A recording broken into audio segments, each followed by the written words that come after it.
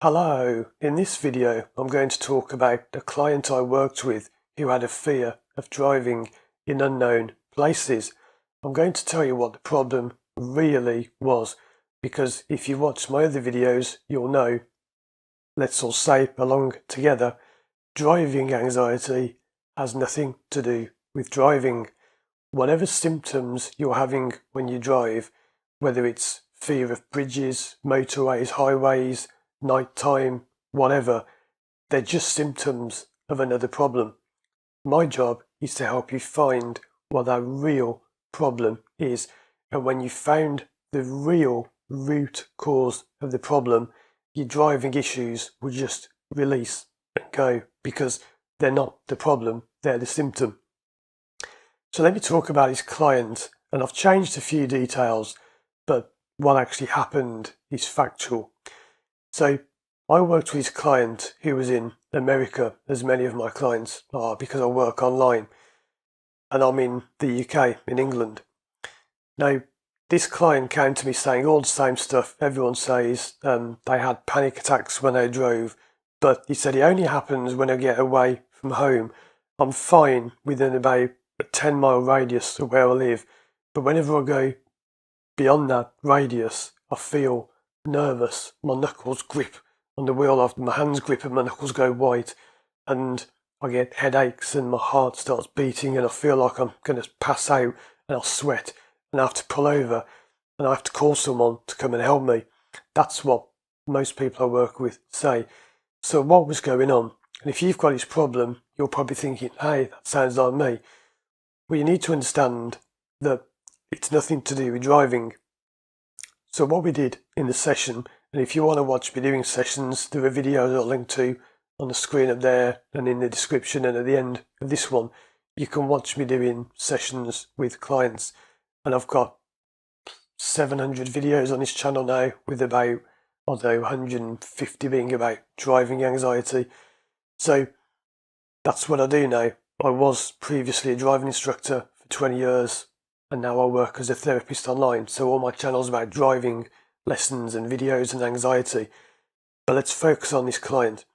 We spoke about their problem, and what it was we found out that they said they felt trapped. Now, this is one of the ways that I find out what the problem is, because when I drive, I felt many things. I felt bored, happy.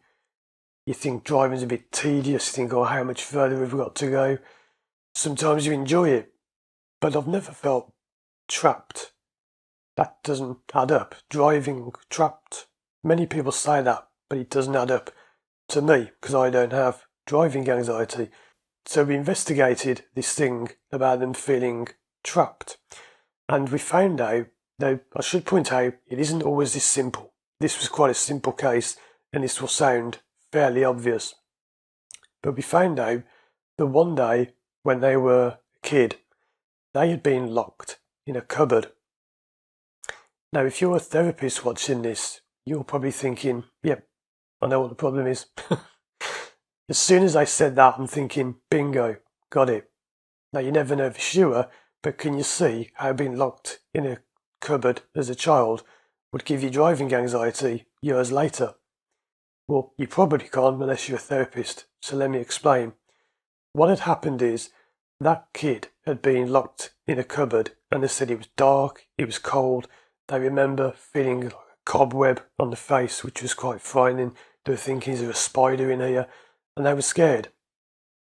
When they eventually got out of the cupboard, they ran back home and they hid in the bedroom. And they said they hid in there and they just didn't want to come out. The next day, after they'd slept, everything seemed fine. And this is how driving anxiety forms.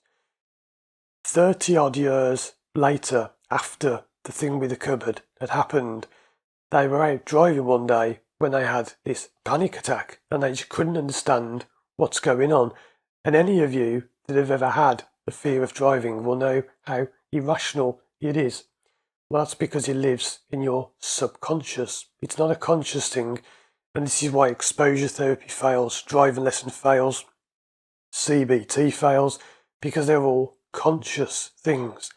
It's all, why can't you do it? Just go and drive, expose yourself to it. You're just exposing yourself to symptoms. That's why I switched from being a driving instructor to a therapist, because being a driving instructor didn't work. It couldn't help people. Yes, it works when you're in a car with them and you think, oh, I've done a good job. But as soon as they go off and drive on their own in their car, problem comes back. Because when you're on your own, it's different to when you're with someone. As many of you watching this who have got it all think, yeah, when I'm with someone I feel fine, but on my own, I don't. So, what's all this stuff about the cupboard got to do with driving? Well, you see, their mind was running a program subconsciously that they were only safe at home. So their mind's kind of thinking, I'm only safe at home. I'm only safe at home. Because if I go away from home, somebody might lock me in a cupboard and it's scary and dark. You don't want that. Stay at home. Stay at home. Home is safe. Stay at home. Can you now see why they had a problem driving? Now I understand if you're not used to working with this sort of thing, you might think this stuff sounds weird. I don't get it. Why is being locked in a cupboard got anything to do with driving? Because being locked in a cupboard hurt them, but at the time they never let the emotion out. They never cried about it. They never let it go. So that's what we do in therapy. We find the problem and often people start crying and they say, why am I crying? And their eyes are running. And I've had this. I've done dozens of sessions as a client so I can experience what clients go through. That's how I know this is all real. And I've had times you see it there, my eyes are running and crying. You think, why am I crying? And you're not even sad. You're just crying uncontrollably and you don't even know why. It's because the emotion from the past event never came out back then. You repressed it. And this is all scientifically proven. If you want to go and check it, psychology and whatever, this is not some weird made-up theory. This is how the mind works. You've probably heard of repressed memories. That's what it is, repressed emotions. You trap the emotion and instead of letting it out, you just bottle it up. That's a common saying, or putting it into a box. The way animals deal with this is actually quite interesting. If you watch nature documentaries, the way an animal would deal with stress is they will shake it off. I can't remember what they're called now. Are they lemurs? I think it's lemurs or something like that. When they encounter a lion or whatever it is, some kind of predator, they get really scared and they run off and they shake and the tail shakes and they're like that. Have you ever seen cats do that? Cats, this is the only cat I've got at the moment. They shake and they raise the tail and they shake and they go meow meow. That's them getting rid of the stress. And then they carry on and they don't have problems humans have. That's why we have phobias and fears, because we don't shake. We don't get the problem out when we should. Sometimes we bottle it up and then it comes out years later when you're driving. Why? Because they were going far from home and home is safe, right? Now, if you don't understand any of that, don't worry, because you don't have to. That's my job.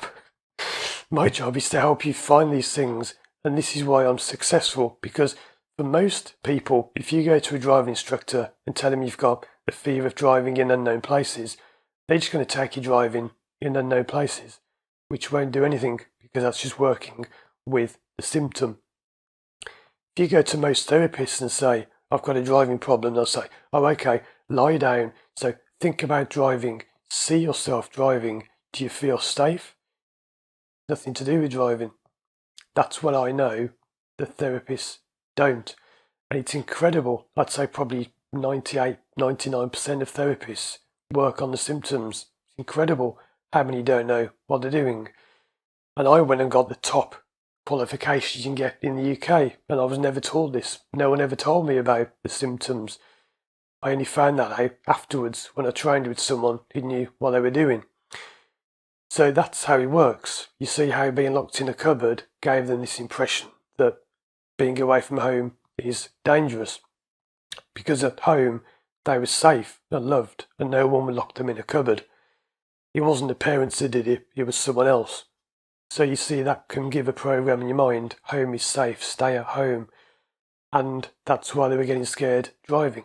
Now, You might think, oh, well, it's that for me. I never got locked in a cupboard. Every single person has a unique reason for the problem. It's never the same twice. That even if you were locked in a cupboard or something, it'll be different for you because what you think about it and what you processed at that time and your mind, it's all different. So you can't just think, oh yeah, that's what it was for me. I got locked in a cupboard. It doesn't work like that. You have to process it through therapy, and there are certain things you have to do to release it, and that ties into other problems and it gets quite deep. So I do make these videos as simple as I can, but that's roughly what was happening, but there was more going on at a deeper level. So watch these other videos on the screen now to learn more about your fear of driving, and if you'd like to work with me one-to-one online from anywhere in the world, contact me through my website, firstdrive.com.